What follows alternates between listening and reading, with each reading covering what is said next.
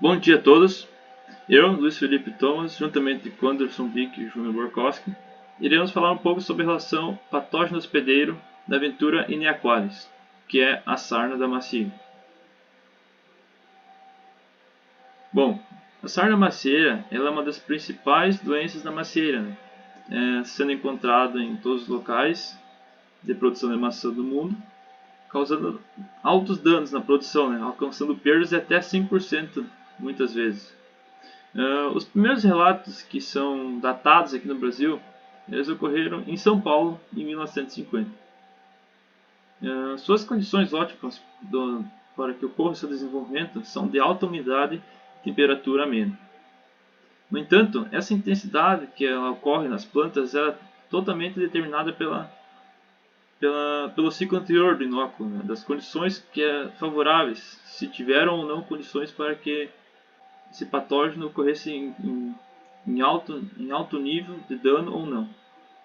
No Brasil, a sarna é causada pelo fungo Ventura ineaqualis, que ocorre em todas as regiões do Brasil, com destaque para a região sul do Brasil, que apresenta essas condições mais adequadas para que ocorra seu desenvolvimento.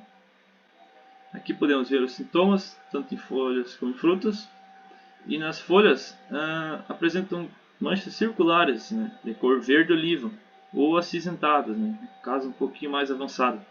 E nos frutos apresentam rachaduras, deformações, que se seu estágio estiver um pouco mais avançado, ocorre a queda prematura, né, do fruto. Né. Então podemos ver que é um dano, tipo, não tem o que fazer, né, ela afeta totalmente esse fruto. O agente causador da sarna da maçã, que é o Venturnia aqualis, é um fungo ascomiceto filamentoso, né, pertencente à família Venturiaceae.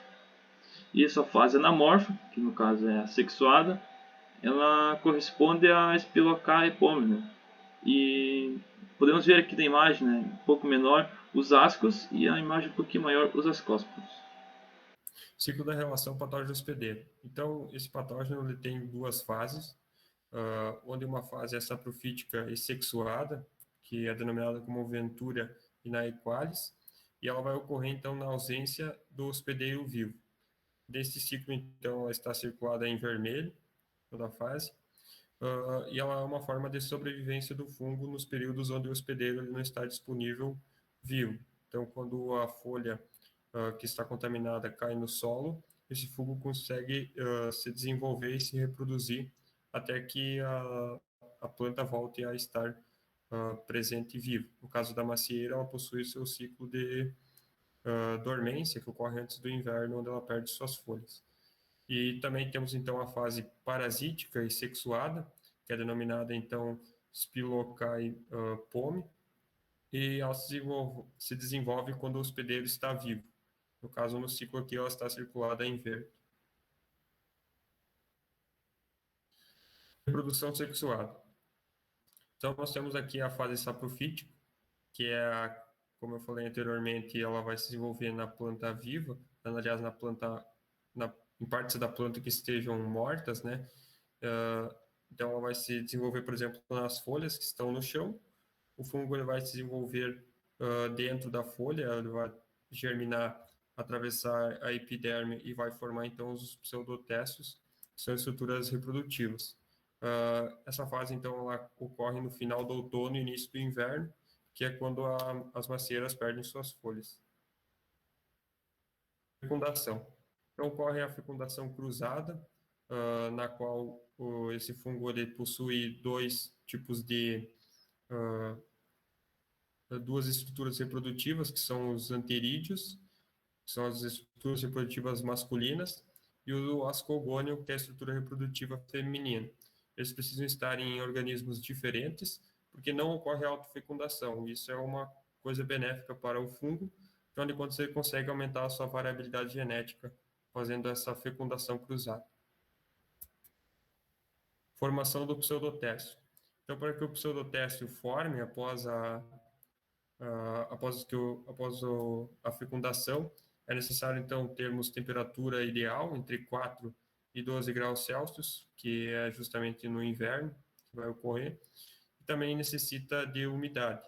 É preciso que a superfície da folha, onde este fungo está presente, esteja úmida. Nesses pseudotestes, então, vão ter entre 50 e 100 ascos, que são essas estruturas aqui, e esses ascos contêm 8 ascosporos cada. Disseminação. Então, a maturação e a liberação ela vai ocorrer no final do inverno, onde a temperatura ideal para que ela ocorra é entre 10 e 20 graus Celsius, e a disseminação, a liberação dos ascósporos vai ocorrer principalmente durante o dia, sendo favorecida também por períodos chuvosos, onde terá mais umidade, e também o agente disseminador é o vento. Então, nessa imagem aqui, nós temos o asco contendo os ascósporos. Ele vai abrir e vai liberar os ascósporos que vão, através do agente disseminador, que é o vento, vai chegar até as folhas e as flores da macieira. Ao chegar nas folhas ou flores, então, vai ocorrer então, a germinação do ascósporo. O sucesso dessa germinação ela vai depender principalmente da umidade e da temperatura, sendo que o tempo de molhamento foliar tem que ser em torno de 9 horas por dia. Então, períodos chuvosos com um clima mais úmido é muito mais favorável para que ocorra a germinação desse fungo. Então, quando esse ascósporo ele cai ou atinge próximo a um estômato, é formado apenas o tubo germinativo. Quando longe, então ocorre a formação do apressório, né, que vai auxiliar na perfuração da epiderme e também vai ajudar a atingir as células. Quando ele atinge as células, ocorre então a invaginação interna das hifas dentro das células e vai provocar então o extravasamento das células, que também é característica dos sintomas do fungo. Reprodução assexuada. Ela ocorre no tecido vivo do hospedeiro, sendo a fase parasítica e a mais crítica do patógeno, pois é capaz de causar danos aos frutos e às folhas, reduzindo a sua produção das macieiras. Ela ocorre logo após a germinação do ascósporo, onde ele penetra os micélios para o interior do tecido vegetal de forma ramificada, assim produzindo os conidióforos e os conídeos. Produção de conídeos. É importante que para que se tenha essa produção dos conídeos, uma temperatura ideal, que fica na faixa dos 19 graus Celsius. Temperaturas que não sejam nessa faixa, elas são capazes de diminuir a produção dos conídeos. Em caso de temperaturas muito críticas, em cerca de 0 graus Celsius ou acima de 26 graus Celsius, a produção dos conídeos chega a ser nula. Outro fator importante para que se tenha para acontecer a produção dos conídeos é a presença da umidade relativa, que se fique acima dos 60%. Contendo as condições favoráveis, então acontece a grande produção dos conídeos rapidamente, pressionando as células do tecido vegetal, levando ao seu rompimento. Assim, formando as lesões que vão ser os sintomas que poderão ser visualizados a partir de 9 a 17 dias após as últimas chuvas. Disseminação. A disseminação dos conídeos ela acontece principalmente quando há a presença da água, e ela, sendo provinda da chuva, ao entrar em contato com o tecido lesionado, vai acabar provocando um inchamento dos conidióforos, e assim destacando e elevando os conídeos, o que vai facilitar a sua disseminação, a disseminação que pode ser através dos respingos da água da chuva, ou através do outro vetor, que é o vento. Assim, disseminando esses conídeos para as demais partes da planta que já está sendo infectada e para outras plantas que se encontram próximas. Infecção secundária. Após a disseminação dos conídeos, quando ele encontra a superfície de um tecido vegetal, acontece a sua germinação, que é muito semelhante à dos ascosporos, onde ele imita o tubo germinativo, onde na sua extremidade ele possui o apressório, que vai realizar a perfuração da cutícula e da parede celular da epiderme, onde vão penetrar os micélios e assim vão se ramificando, produzindo os conidióforos e os conídeos.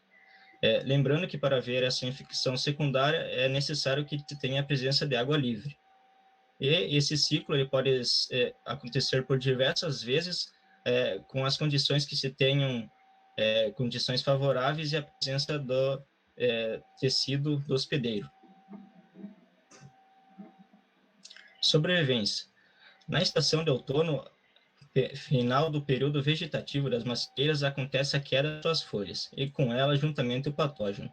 Assim, ele deixando de ser da fase assexuada parasítica, se tornando novamente a fase sexuada saprofítica, onde ele vai ficar sobre o solo durante todo o período de dormência das macieiras, onde ele vai reiniciar novamente o seu ciclo quando haver a presença de condições favoráveis e a presença de tecido vegetal, que no caso vai ser novamente a atividade das macieiras.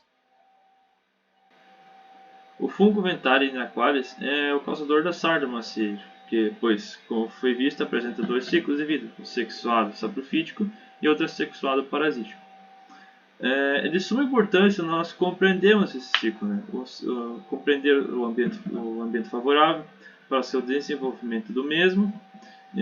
Somente assim será possível buscarmos as melhores estratégias, né, para que possamos realizar o seu controle e, consequentemente, minimizar as perdas causadas pelo mesmo, já que se o mesmo atinge o fruto, o seu dano é irreversível. Né? O fruto já tem perca total. Né? Aqui estão as nossas referências.